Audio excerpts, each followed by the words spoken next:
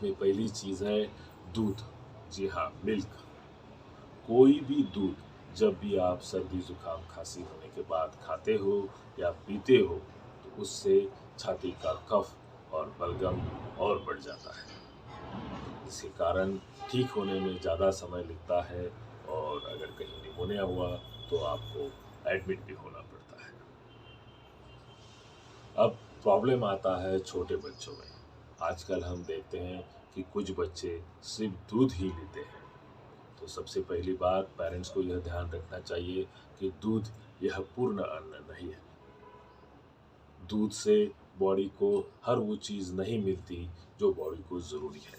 खास करके आयरन हो गए, विटामिन्स हो गए, मिनरल्स हो गए, ये दूध से हमें कभी मिलने वाले नहीं।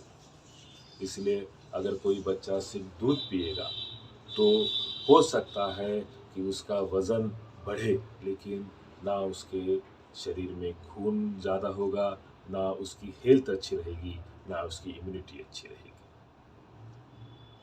फिर भी ऐसे कुछ बच्चे जो सिर्फ दूध ही खाते-पीते हैं, उनके लिए आप एक काम कर सकते हैं, ऐसे बच्चों को हल्दी वाला दूध खाने-पीने में इस्तेमाल कर सकते हैं, जिससे उनका कफ या बलगम ज़्यादा ना बढ़े।